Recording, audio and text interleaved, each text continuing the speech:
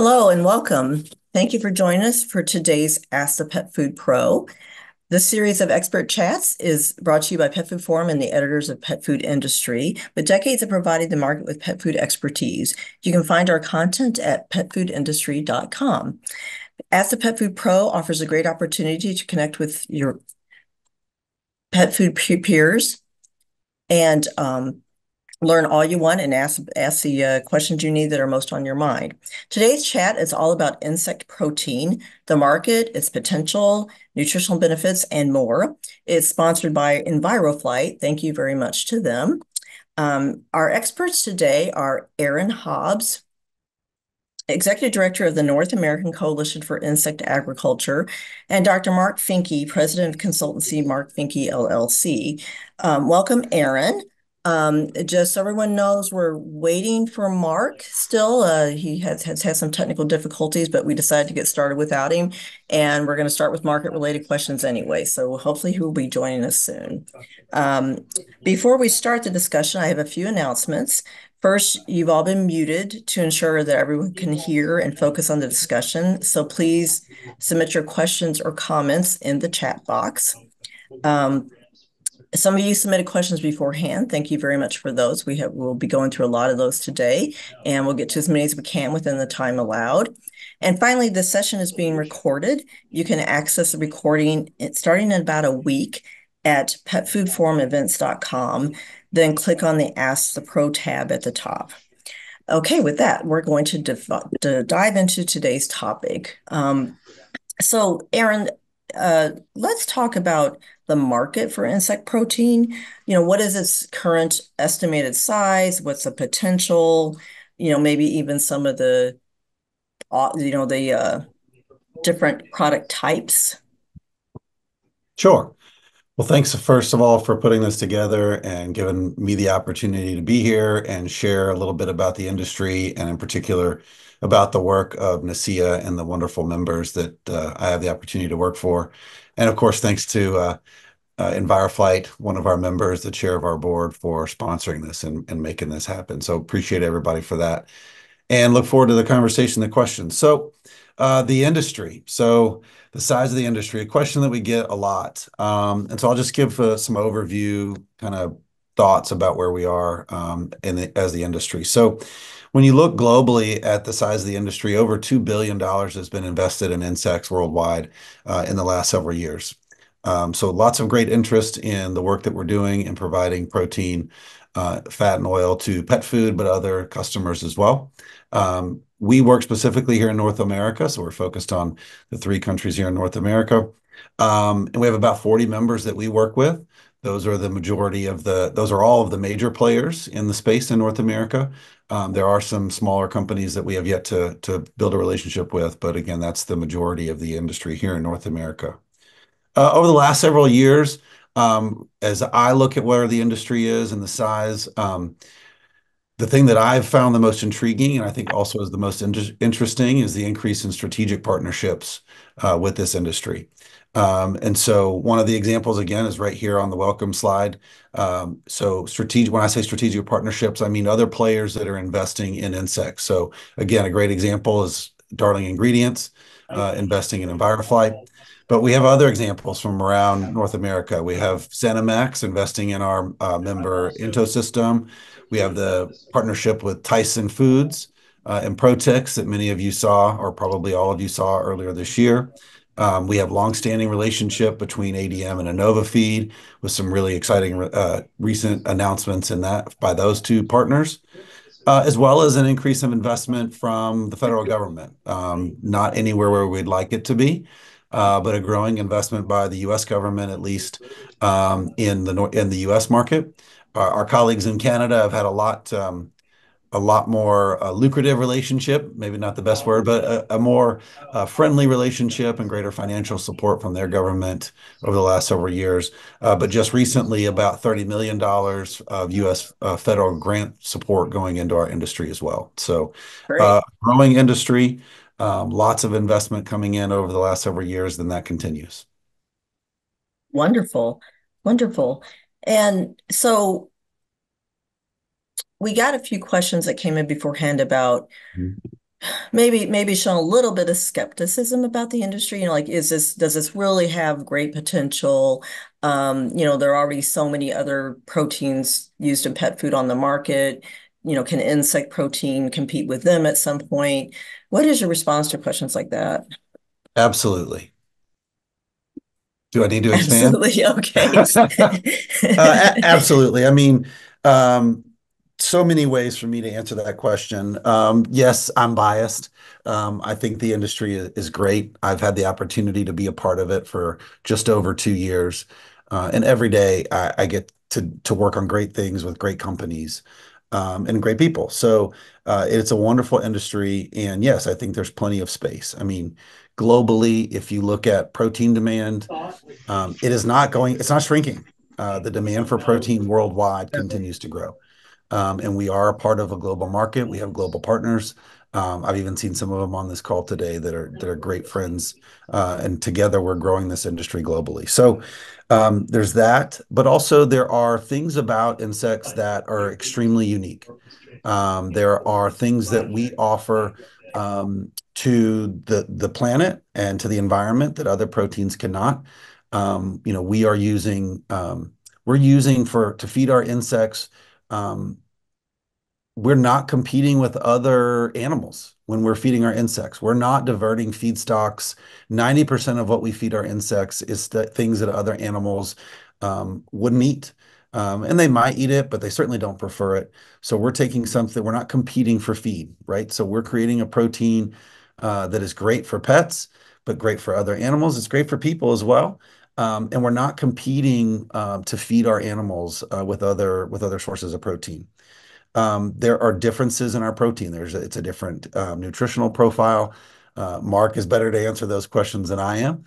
Um, and and there is certainly the demand exists, right? So we're not there is a significant demand for our protein, and I think that alone speaks for itself. And so, yeah, I think there's plenty of opportunity.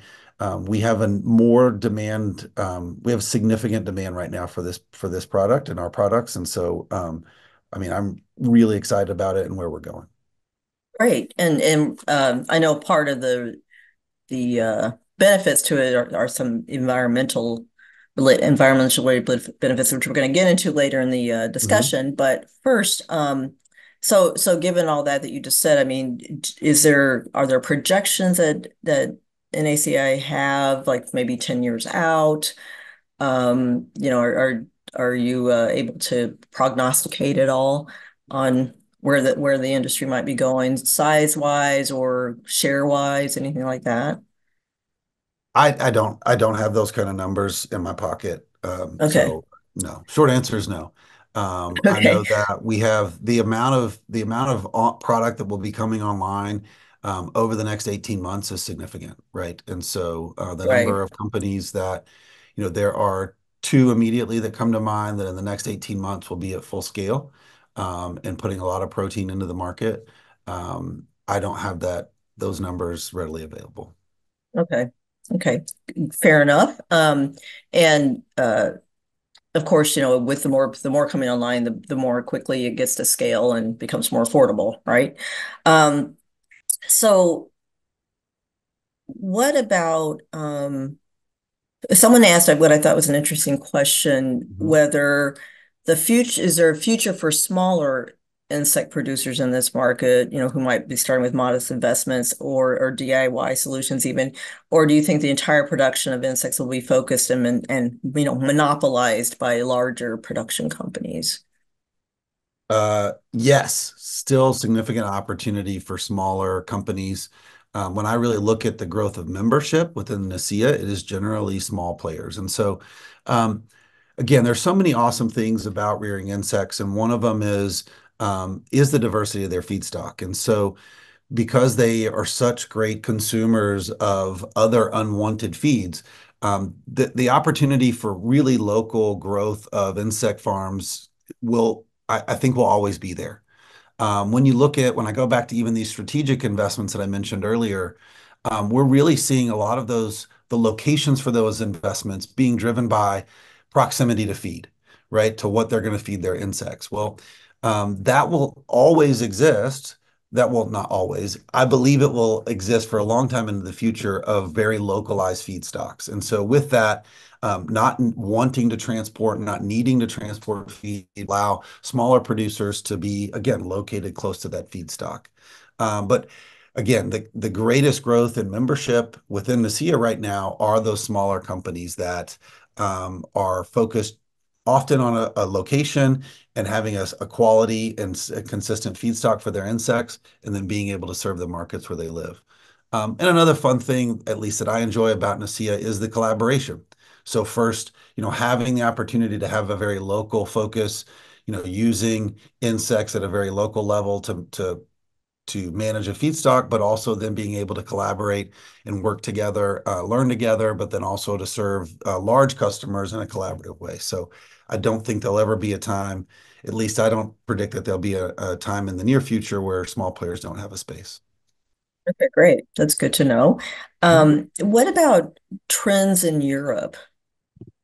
We had one question about that. Mm-hmm.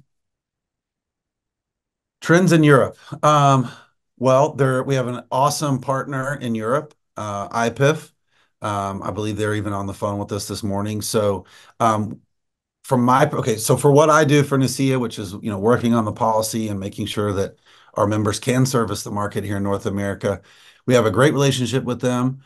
We share a lot of information about what each other are doing. And a lot of that leads to how our governments may or may not be talking. Our cultures, our political cultures are very different. And let me rephrase that. Our policy cultures are very different. The policies that we have in the US and the EU are quite different. But again, we work very well together. In the 2.5 years or 2+ years that I've been here, I've seen the growth of insects in Europe really be a positive pull for growing the market in North America. And then I've seen some of the challenges that we've faced in North America be a great heads up for our colleagues in Europe. So today, when I look at the trends, I only see positive growth for both sides of the ocean. So I think right now it's really a collaborative environment and lots of learning across the pond for both of us. That's good to know. And your Mhm. mention of policy is kind of a nice segue into the whole matter of regulations. I mean, Europe is ahead of the US in terms of regulating and approving insect Mhm. protein for use in pet food, correct? In most cases, yes. Okay. Mhm. Um, if you can update everyone on the current regulatory status here in the US for the different insect proteins, I think that would be helpful Sure, to the audience, sure. Happy please. to do that. And I'm seeing some interesting questions we might go back to in a second in the We chat will too. be, we will be, yeah, we will be visiting all these questions, Yep. folks. Sure. So many of you probably know this, but what we're specifically to sell into pet food, we need to have defined ingredients through the AFCO ingredient approval process, or we need FDA to approve them, and we generally follow the AFCO ingredient approval process. So right now, I'm really excited about the change in approvals over the last 2 years. We have black soldier fly larvae meal and oil has the broadest number of approvals. And we're really excited about that. So black soldier fly is approved for sale in adult dog food. And in very short order, it will be approved for use in adult cat food. The next meeting of AFCO is in August, and we'll be down there for that and expect there to be positive movement on that definition at that meeting. Back in the beginning of this year, dried mealworm meal was approved for use in adult dog food, and dried crickets as well in adult dog food. Those are tentative definitions within the AFCO process, but many states, which is actually where you start the regulatory process, many states will accept that tentative definition and allow you to register a product against that. But we expect those definitions to move to official in August as well. So we are on the cusp of having all three of the major insects and the insects that we represent here in North America approved for dog food, and then work is underway to get the same for cat food. That's great. That's great. We have Well, other approvals beyond that, but I know we're talking about pets, so we'll stop there. right, right. Um, So one of the questions that has come in this morning, and we got quite a few ahead of time too, relate to consumer perceptions of insect Mhm. protein and acceptance. Mark has been able to join us while Aaron was talking, so I'll ask Mark to come on camera now and unmute himself, please. And maybe after Aaron gives some of his insights on consumer acceptance, you can join in. Um, so yeah, so you know what's the best approach to helping consumers better understand and accept? Or maybe a better question to start with is where are consumers now from what you know in terms of accepting insect protein in their pet's food? Yeah, so I'm a simple kid from East Texas, and I'm going to go with as far the answering the consumer question is that the number of members that are selling direct to consumer and are doing it with great success. Their businesses continue to grow. Their demand continues to grow. Some of them that are saying, I can't keep up with demand. So the fact that consumer acceptance is not, at least in the pet food space, sure, we would like for it to have more awareness, but I don't see that as an issue right now. Um, Members, Okay. whether they're growing insects or they're actually selling a finished product, have yet to say they're concerned about demand for insect ingredients in pet food.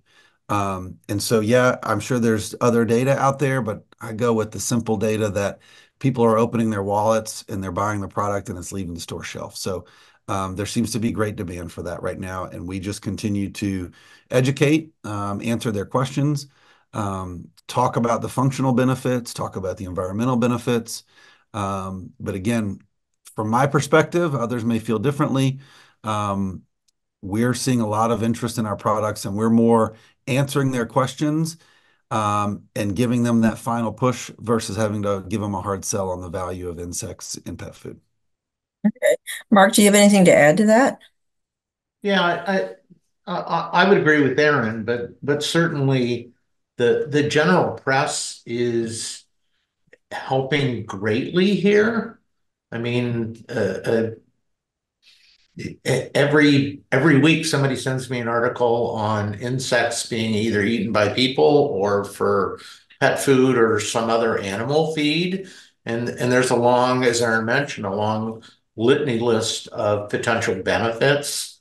So, Rome was not built in a day. I would say the same thing here that, but, but if I compare where we were 5 years ago, or frankly, um, this was part of my PhD thesis, not pets, but insects as feed. My major professor was on the Johnny Carson show, and it was it was kind of the funny segment, right? And so we've come a long, long way since that. But again, the trajectory is absolutely in the right direction, in my opinion. Well, this is all great news. This is all great news. And of course, we touched on this earlier, but one of the, things or one of the areas that insect protein seems to be having a benefit and also resonating with consumers is that it's more sustainable than other types of protein. Um, can you both address that? Is it how is it more sustainable? Is it sustainable in every way or every area? I mean, if you can just kind of expound on that a little bit, please. Aaron, you want to go Sure. first? You want me? I'll go since you gave me the Okay. floor. Thank you. Very kind of you.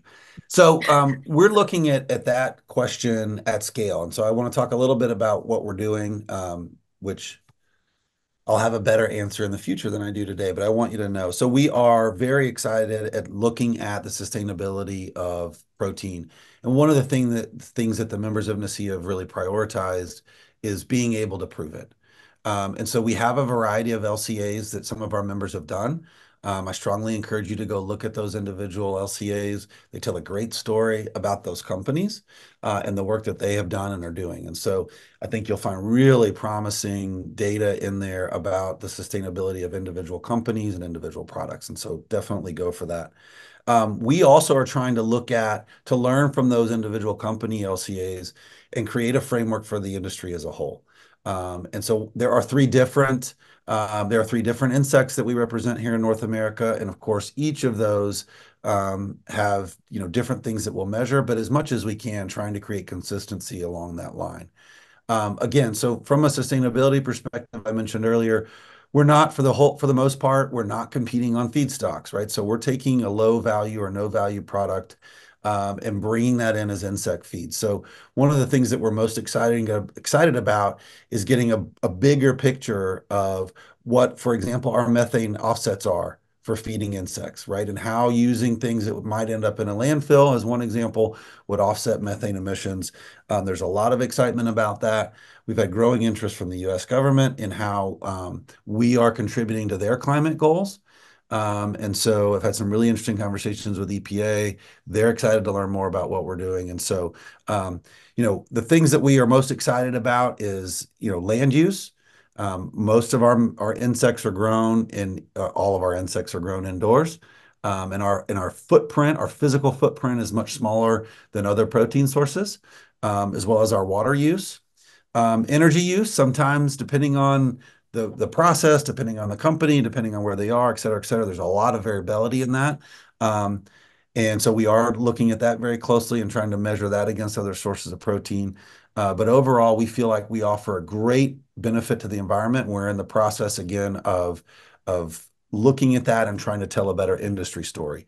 If you're looking for some immediate answers, InnovaFeed, Intosystem, EnviroFlight, and there's probably some others that I'm forgetting to mention, have LCAs, and I believe those are published publicly if you want to take a look. Just Google those names and find them probably on their site. I believe that's correct. Yep.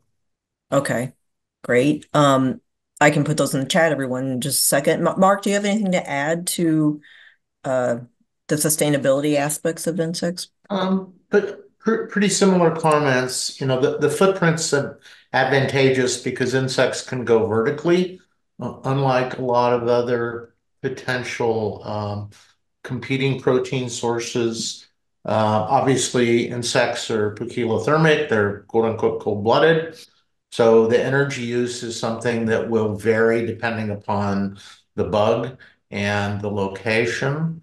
And there are some insect species that are probably fed compounded feeds. So you'll see a wide variety of CO2 footprints relative to whether they're being fed a waste product or something that's probably closer to chicken feed.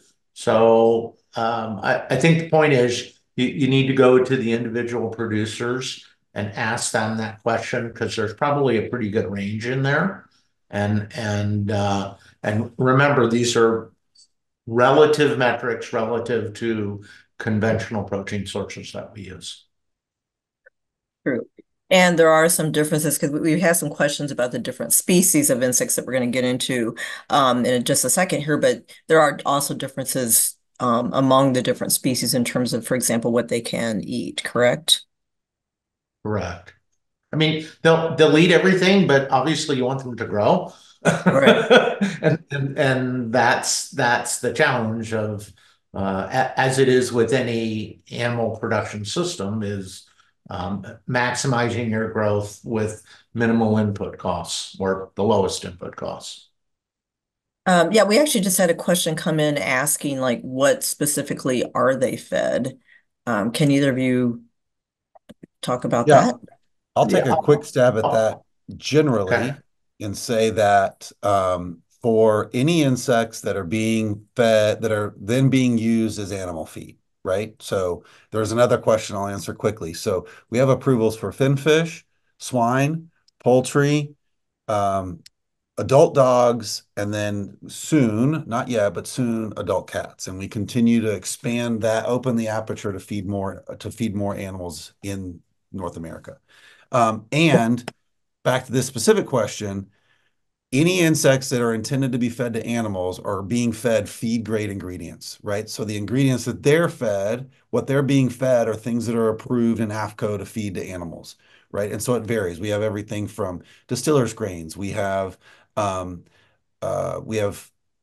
retail food waste. So taking food from a grocery store, right? That isn't still usable for human consumption and feeding that to insects. We have corn from a corn mill, so byproduct from a corn mill. So a corn mill does its work. There's always a little something left. Boom, we feed that to the insects. So all sorts of agriculture byproducts, industrial byproducts, and then things that are not fed, and then other, like again, taking food from retail from a grocery store and feeding that to insects as well. Yeah, I'll Anything? jump in now. So I think Aaron makes an important point that these are feed grade ingredients. Some of these species are phenomenally good at accumulating things like heavy metals. So that gives you an additional safety factor to ensure that the downstream product, the insect, is not problematic with regard to that. It's also a good question to ask of your supplier. Um, the black soldier flies are they're pretty good at eating almost anything. That doesn't mean you should feed them anything, but they will grow and flourish on almost anything. I'll just hit the big three. Mealworms, the typical, I don't want to speak for every producer, but the typical mealworm diet is something in the order of 80 to 95% wheat midds and another 5 to 15% brewer's yeast or some other growth enhancing kind of ingredient. And most of the crickets out there are fed a compounded feed similar to poultry feed. Again, those are general comments. That doesn't mean that there aren't specific, but the literature is pretty pretty clear today that feeding crickets agricultural waste as single ingredients does not generate great growth rates, which would limit them being fed just single ingredient waste from a nearby processor. Those are general. Again, I don't want to speak for every single producer because I can't. Right, right. So we touched a little bit on, so that's kind of getting to some of the different species of insects that are being used now in pet food or about to be used, pending regulatory approval. So Mark, what are the, I know I don't, we don't expect you to be, presenting full research profiles on all the different insects and all the things, but if you can give a general overview of, we've had a lot of questions about amino acids, for example, essential amino acids. So are there some of the species that are better for some of those than others, or can you give some general overview of Yeah, how people might evaluate the different options? I guess is the best way to put it. yeah. So um, the amino acid patterns for insects in general are in many ways similar to what we might see in a high quality poultry meal. Virtually all the time, the first limiting amino acid will be methionine. Again, that's pretty typical for poultry meals and things like that. Synthetic methionine is easily added. You can add complementary proteins like we do all the time when we're formulating. But the benefit here is insects seem to be a great source of choline, which can spare methionine. So, and everybody's adding choline on top of their dog and cat diets because the requirements are so high. So, in general, I would say amino acid pattern good. Digestibility is very good. Um, First limiting amino acid is methionine. Some insect species, predominantly crickets, would be a pretty good source of taurine. Taurine is in the flight muscles predominantly of insects, and since mealworms and black soldier fly larvae are larvae and they don't have wings at that point in time, their taurine content would be 0 to very, very low.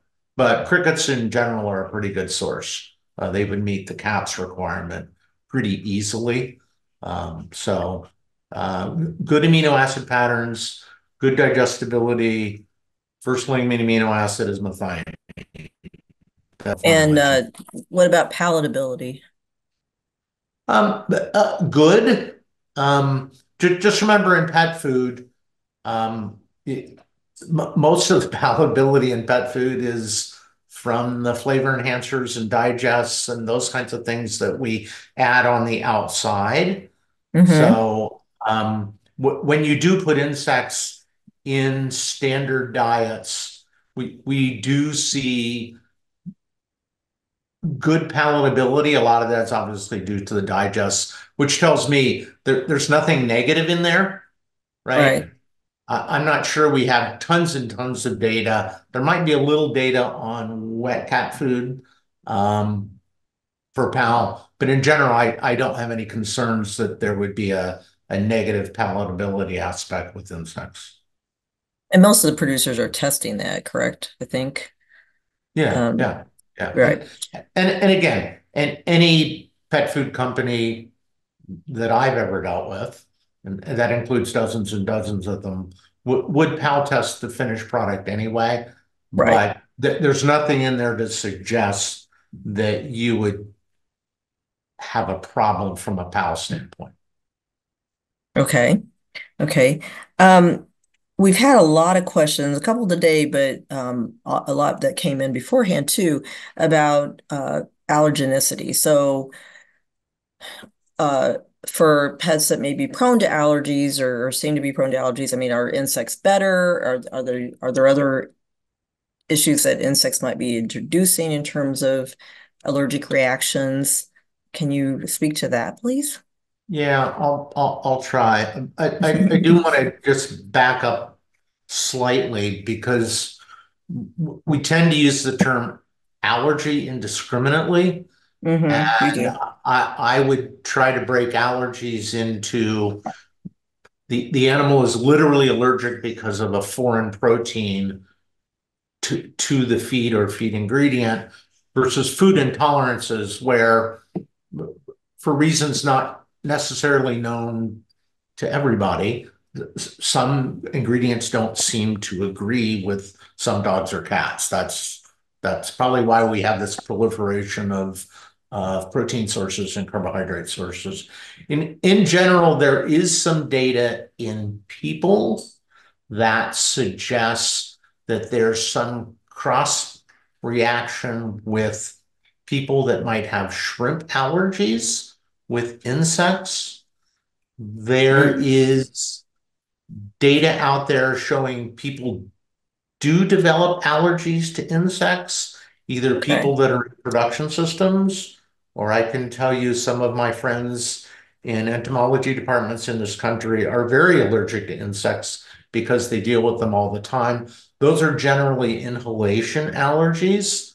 They're just breathing the scales and stuff off the insects all the time. So at this point in time, again, I don't want to say they don't cause allergies, but in reality, at this point in time, there doesn't seem to be any cross reactivity with other allergens except shrimp, and obviously they're pretty closely related with crustaceans, so that shouldn't be too surprising.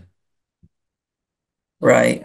Yeah, and that's very interesting about some of the people who work with insects, whether entomologists or people and maybe perhaps in plants, maybe in developing allergies. That'll be something to watch as the industry grows. What about intestinal health? Have there been any studies done on that you know of? related to insect Yeah, protein? yeah, there's starting to become a fair amount of data on that. There's lots of theoretical stuff. So insects have some really interesting um, proteins that are basically antimicrobial and some other compounds. Hmm. So I don't want to say it's like feeding an antibiotic because it's clearly not. But clearly, if you look at something like a black soldier fly larvae and where it typically lives, it better have a pretty robust immune system to deal with pathogens just because of where it lives. Right. So they do contain peptides and other compounds that are that have some antimicrobial effect. It's also clear that the fiber fraction of insects. Now, some of that is sclerotized protein, some of that is chitin. So we're not exactly sure exactly what the compounds are, but they clearly can act as a prebiotic. That is, that they can enhance the growth of beneficial organisms in the lower GI tract in other species. There's a ton of work on immune response and that in fish. There's less in dogs and cats, but given how probiotics work and fibers work, um, there's zero reason to suggest that they wouldn't have the same beneficial effect in dogs and cats. And I'm guessing that with the interest in all things biotics and also insect protein, that research may be happening in dogs and cats soon anyway, correct? Probably Oh a yeah, good bit. there's lots of stuff going on in that because it's a value added proposition when we think about it, right? Hmm. Because insects on their protein or energy or trace mineral content, that's one part of the equation for their value proposition. But the other part is this health benefit. Hmm. And because of the unique characteristics of insects and exoskeleton, how they live, and they have all these antimicrobial peptides in them. Um, I mean, some people have suggested, I'm not saying we should do this, but could insects in certain agricultural settings decrease or eliminate the need for feed antibiotics? And so those are areas of interest, especially in Europe, looking at things like that. So gut health, I think, is a big potential positive for insects for pets, for sure. That's interesting. It'll be good to follow. What about levels of DHA and EPA in the larva of any of the species? Has there been any work done on that or any knowledge on that? Yeah, there's tons of work on that. So um, I'd put insects in the three. Let's just talk about the three insects that are in general we're talking about. I'll put mealworms and crickets in one bucket, which is from a fatty acid composition. They Mhm. are what you feed them. So if I fed mealworms algae oil or fish oil or some kind of fish byproduct that was high in EPA and DHA, they will accumulate those compounds. There's zero doubt about that, and pretty well. Soldier flies will accumulate those compounds, but less so than the others because they're making tons and tons of lauric acid. That's kind of sort of what they do. So you can increase EPA and DHA content of black soldier flies as well, not quite to the extent you can for some of the other species. So that again would be a question back to a particular supplier. Are you feeding them a base diet such that they will accumulate EPA and DPA and DHA in the larvae? But they're very good at accumulating ingested fatty acids. Not a problem there. Okay, good to know. Um, And s- let me just jump sure, in. And the sure. same is true for other N3 fatty acids. If you feed them flax or chia or something like that that's high in N3, they'll Mhm. accumulate N3. They will also accumulate N6 really well if you feed them sunflower or corn oil. So it goes back to what is the individual producer feeding them, and that will pretty much determine their fatty acid composition. Okay. Okay, thanks. Great explanation. Um, we've had some questions coming in. By the way, I love all the back and forth going on in the chat box. And Aaron, I see that you're responding to some people. That's great. We're going to touch on a few of those conversations in a minute. But let's talk first about production and safety. So with production, can either one of you address, are there any specific, I mean, most producers are producing a meal from the insect protein or oils. And then I think that's what what most pet food and treat companies are using. Are there any specific production factors that people need to be aware of if they're considering using insect protein? Um, in general, not. So, for example, mealworms are really good at degrading various mycotoxins. Again, Hmm. since they should be fed an approved feeding ingredient, they shouldn't be being fed mycotoxins. But I mean, it's at interval, but there's a little bit in some feed ingredients. They Sure. actually break them down pretty well. Um, they can, it's very species dependent. They can accumulate heavy metals very, very well. So again, if you're using a standard approved feed ingredient, that should be less of an issue. Um, but but I like when dealing with any raw material supplier, I go by the motto trust but verify. So you need to go to an individual supplier and say, hey, can you show me that you're testing for heavy metals? And if so, what are the levels? I wouldn't expect it to be a problem, but again, trust but verify. Right. Okay. Aaron, what about, can you speak a little bit to, I know it probably varies by species, but can you speak a little bit to how the insects themselves are produced?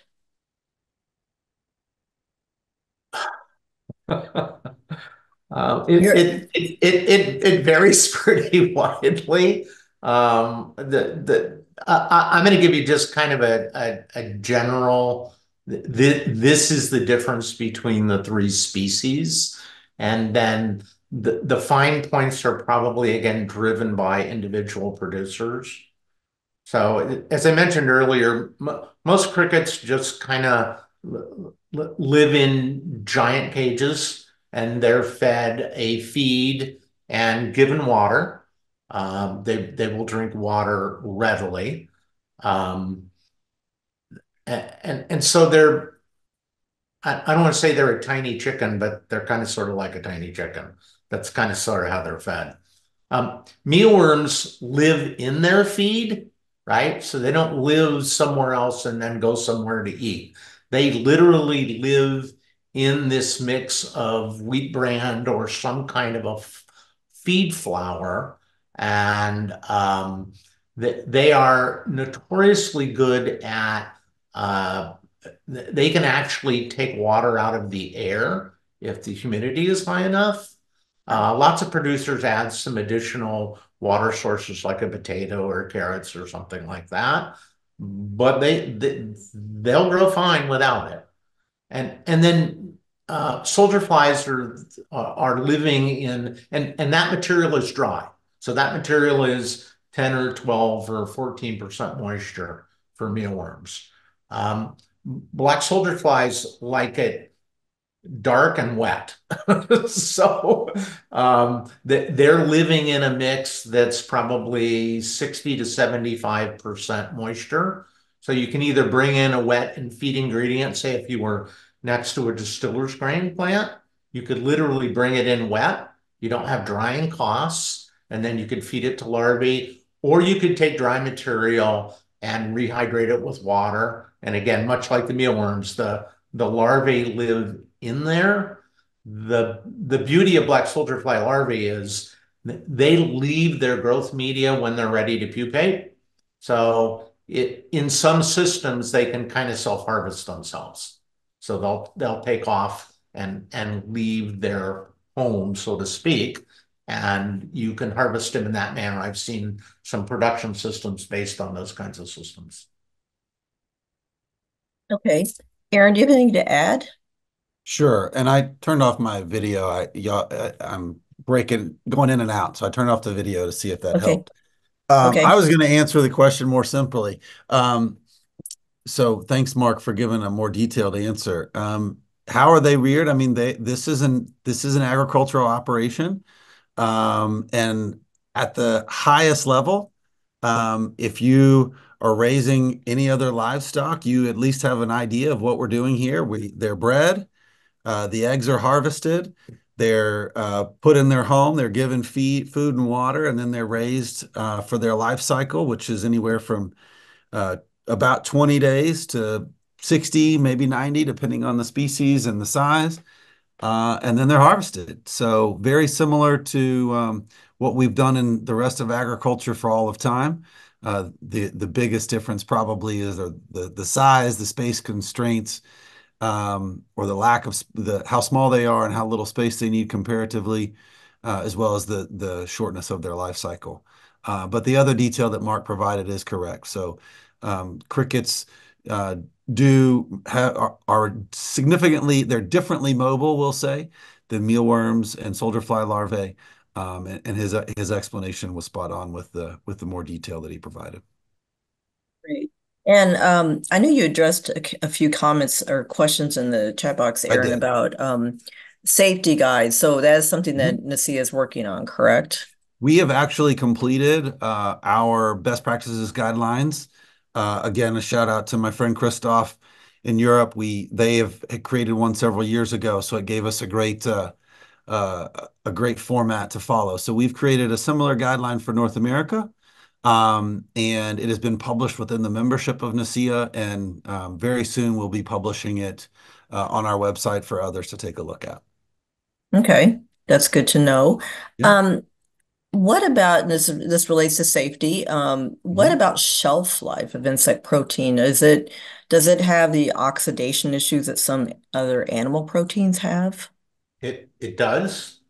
Okay. So the oxidation potential is related to the type of fat that the insects have. So much like we would see in any other protein source, the more unsaturated the fat, the greater its potential for oxidation. Fish oils being the most prone to oxidation, something like tallow or a beef-related product would be the least prone. So, yeah, it's a good question because obviously, in some cases, like soldier flies and in most cases mealworm, they're defatted. The fat's pulled off of them, or a significant amount of it is pulled off of them. So now the product becomes lower in fat, and it could be stabilized with any one of a number of antioxidants. Mhm. Crickets are typically just dried and ground. So they would be a little bit higher in fat. But again, they would have the same shelf life um, issues that a conventional protein source like poultry meal or fish meal would have. So So they, something that, they need to be stabilized in some way, shape, or form for right, sure. something that pet food companies need to be aware of and test for and mitigate, as you said. Yeah, and a good producer would have a decent handle on shelf life, depending upon Hmm. how they treat it. So it should be used within I'm making a number up, 120 days, 180 days of production, that kind of stuff. Do the insect producers themselves use antioxidants in the meals and oils that they're producing?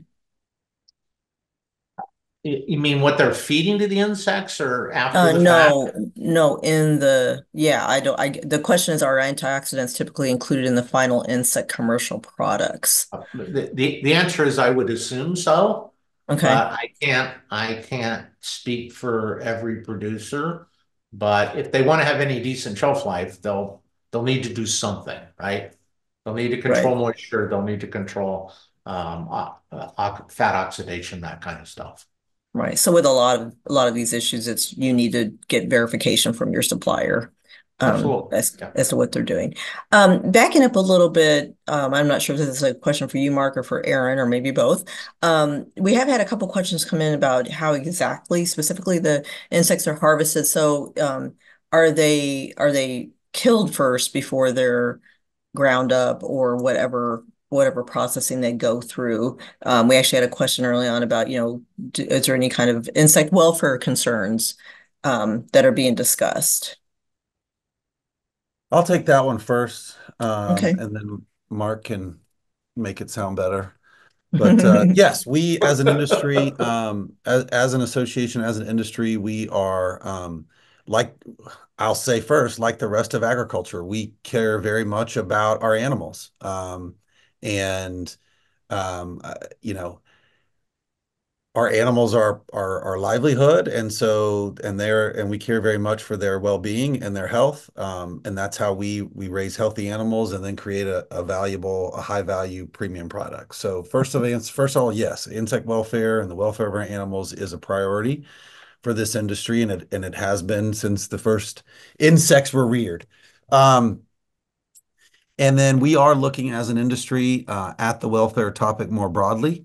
So we are currently undertaking a literature review about what the literature says in North America and globally around insects.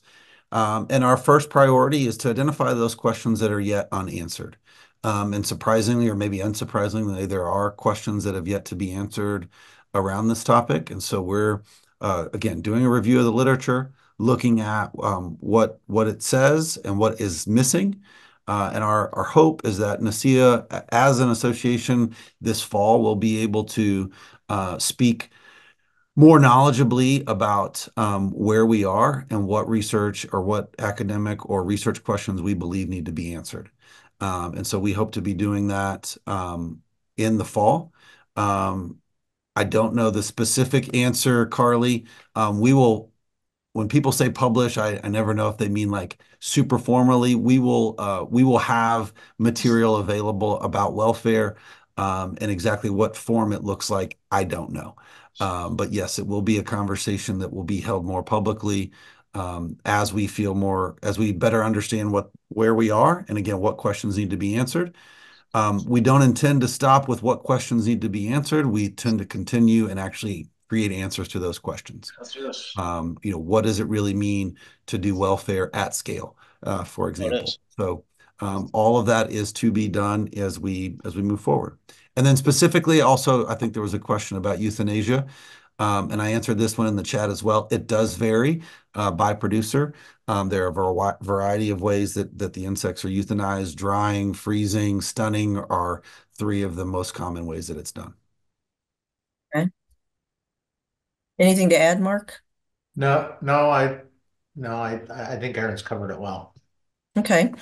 What about safety? For example, you mentioned pathogens, Mark. What about safety measures within the insect production facility? So, as you mentioned, yeah, Aaron, this is several times. This is agriculture, so I think the question is, are insect producers following all the same kind of safety protocols as other producers would be? And then also, I think we had a specific question coming beforehand about, do they ever use something like pesticides, for example? Which would seem to be counterintuitive when you're No. raising insects, but I'll pose the question anyway, just in case. So. Yeah. So do they? The short answer is no.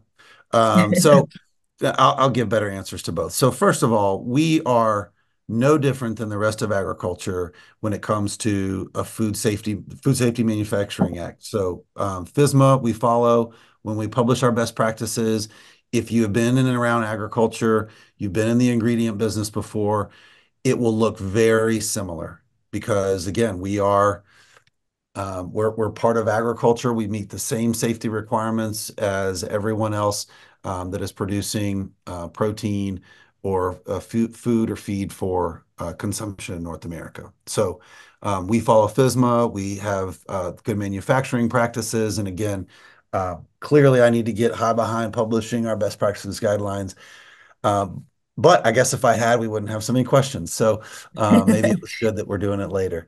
But yes, we follow the same things. One area within our best practices guidelines that did get specific attention was around pest control. Because again, our insects for us are not pests, as long as we're talking about the Right. three insects, right? So pest control in an insect facility is unique. It is it's a unique challenge because we want our insects to be happy and healthy. And we only want our insects in the facility. And so there are some really unique things that are done within our facilities to help create the best environment for them. Exclusion and denial of infiltration by pests is an area where a lot of resources are spent. Um, when new facilities are built, we had one member that it was enlightening to talk to him, and he talked to the membership about all the things they did in building their facility to keep pests out, right? And so, real heavy focus on exclusion because, again, we can't have a pest outbreak, an insect outbreak of another insect and treat it with an insecticide. That just isn't going to fly because our insects would be susceptible to that same control. So there is some unique focus there. It is a huge priority for our members in an area that gets a significant investment. So um, I think I answered all the questions to that. You I'll, did. I'll jump in quickly. Yeah. I also know facilities, in addition to obviously exclusion, is your best bet. Obviously, insecticide use in a live insect facility is less than ideal, shall we say. So exclusion's a big one. I do know facilities because there are some viruses that insects have. The cricket paralysis virus is the biggest one. That they essentially close their facility down. They run foot baths. They don't trade insects between different producers. So a lot of these people have clamped down to make sure that there's no insect-specific pathogens that are going around or try to minimize it. And having visited a couple of facilities, I will say that in at least a couple of cricket producers I've seen, the spiders in there think they died and went to heaven.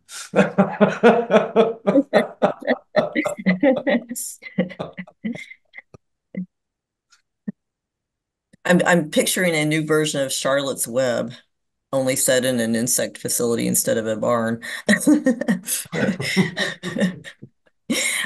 Well, that seems a great place to end the conversation. Folks, I really enjoyed kind of tracking all the conversation going on in the chat box. It's wonderful to see, especially the thread about what animals eat insects in the wild. That's been very entertaining. I know we probably didn't get to every single question. I do apologize for that, but we want to be cognizant of people's time. So thank you very much again to Aaron and Mark for the discussion today and sharing all your expertise. Thank you again to EnviroFlight for your support. To continue your learning on many other pet food industry topics, please watch for more Ask the Pet Food Pro chats coming throughout this year, and along with our pet food industry webinars. Would really appreciate your feedback on today's chat. So if you could please scan the QR code on the screen or watch for an email survey we'll be sending soon. We would really appreciate your feedback. And then finally, just a reminder that this is being recorded and the recording will be available in about a week on petfoodforumevents.com at the Ask the Pro tab. So thank you again for joining us today, and I hope you enjoy the rest of your day or evening. Thank you, Debbie. Thanks, Thank you everyone. both.